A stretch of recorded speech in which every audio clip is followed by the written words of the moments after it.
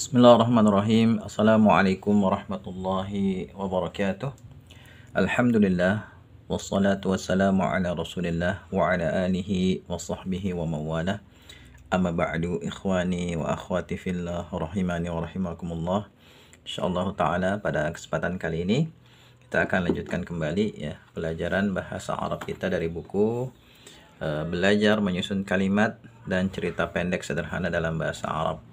Sekarang kita sampai pada bab kedua ya tentang pembahasan syibhul jumlah ya.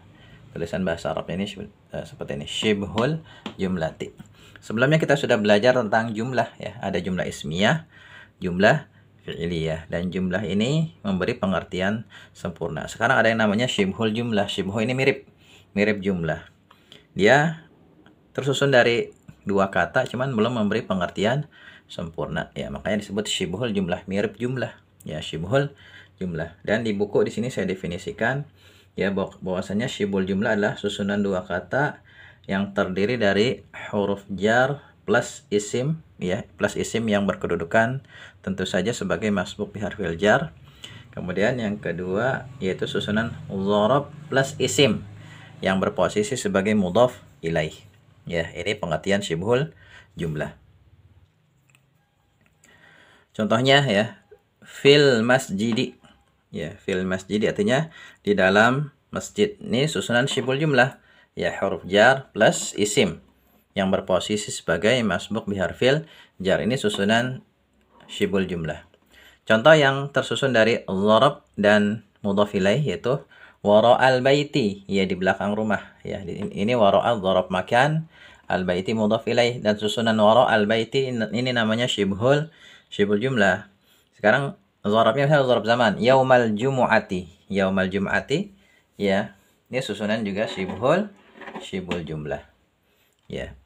Nah, syibhul jumlah ini sebagaimana tadi sudah saya sampaikan ya, belum memberi pengertian sempurna ya, beda dengan jumlah ya, baik jumlah ismiyah atau jumlah fi'liyah.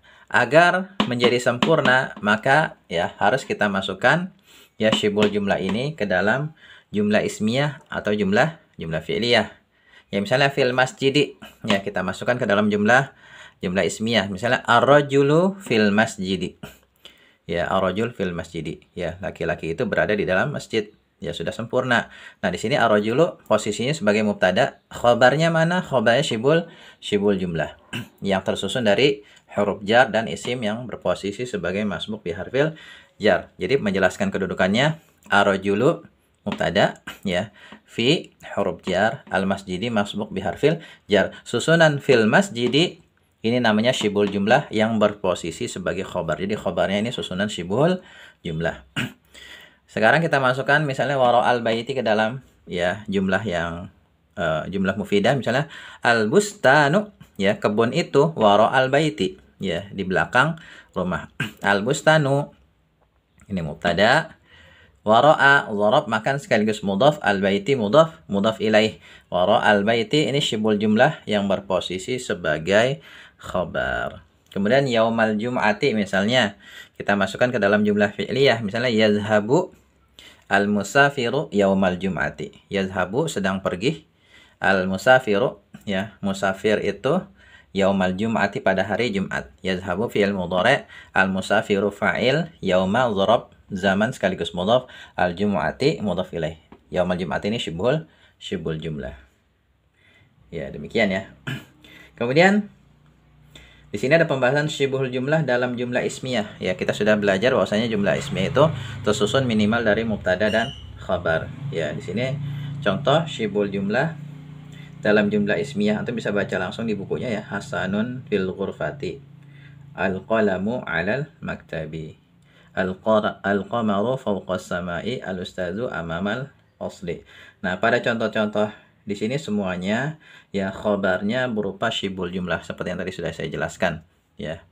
Contoh seperti ini, ar-rajulu fil masjidi ya, al-bustanu wara'al baiti, ini khabarnya syibhul jumlah, Dan di sini ada catatan penting ya. Yang pertama, dalam jumlah ismiyah syibhul jumlah biasanya berkedudukan sebagai khabar ya, seperti contoh-contoh ini. Ini jumlah ismiyah ya, syibhul jumlah sering dijumpai berposisi sebagai khabar. Kemudian yang kedua, Tidak semua syibul jumlah berposisi sebagai khobar ya. Penjelasannya nanti bisa didapati di kitab-kitab nahwu tingkat lanjutan.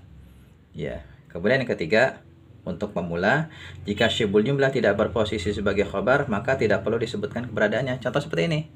Yadhabu al-musafiru yaumal jum'ati. Ini kan syibul jumlah dan dia di sini bukan khobar, ya kan?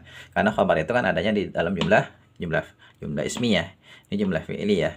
Ada fi'il, ada fa'il. Nah, maka syibul jumlah ini udah ya, kita tidak perlu sebutkan yaumal jum'ati syibul jumlah sebagai apa, nggak perlu. Cukup kita jelaskan yauma dzarab zaman sekaligus mudhaf, al-jum'ati mudhaf ilaih. Ya, seperti itu. Atau misalnya contoh lain lagi, misalnya yajlisu aliyun, misalnya yajlisu aliyun amamal baiti. Ya, yajlisu aliyun amamal baiti. Yajlisu fi'il mudhari', aliyun fa'ilnya, amamal baiti amama dzarab makan sekaligus mudhaf, al baiti mudhaf ilaih. Dan tidak perlu kita sebutkan syibul jumlah di sini sebagai apa, nggak perlu. Kalau dia bukan berposisi sebagai khobar. Tapi kalau dia berposisi sebagai khobar ya pada jumlah ismiyah, maka kita harus sebutkan. Misalnya sini fil masjidi. Pertama kan kita jelaskan ar-rajulu mubtada, fi huruf jar, al masjidi masbuk bi harfil jar. Ada mubtada kan harus ada khobar. Maka kita harus jelaskan mana khobarnya. Khobarnya syibul jumlah. Tapi kalau ada jumlah fi'liyah, misalnya yadhhabu al-musafiru, ada fi'il, ada fa'il, udah cukup. Ya, sedangkan sisanya misalnya yaumal jum'ati tadi ya yaumal dzarab zaman sekaligus mudhaf, al jum'ati mudhaf ilaih. Tidak perlu kita jelaskan syibul jumlah di sini sebagai apa, nggak perlu. Ya, karena itu nanti pelajarannya ada di tingkat lanjutan, dan juga pembahasan syibul jumlah nanti kalau antum belajar tingkat lanjutan nanti ada perinciannya. Ya, ada perinciannya. Ada yang mengatakan bahwasanya untuk susunan dzarab mudhaf ilaih yang syibul jumlah itu sebenarnya waro'anya aja atau yaumanya aja, dzarabnya aja. Ada yang mengatakan begitu. Cuman di sini kita ambil yang gampang bahwasanya syibul jumlah ini keseluruhan ini, susunan ini. Ya, dzarab dan mudhaf ilaih. Ini insyaallah yang lebih mudah. Ya, silakan antum sekarang kerjakan latihannya ya supaya lebih paham. Dan kalau sudah dikerjakan, cocokkan dengan kunci jawaban. Kalau masih ada yang belum jelas, silakan tanyakan di kolom komentar. Ya, demikian, semoga bermanfaat. Assalamualaikum warahmatullahi wabarakatuh.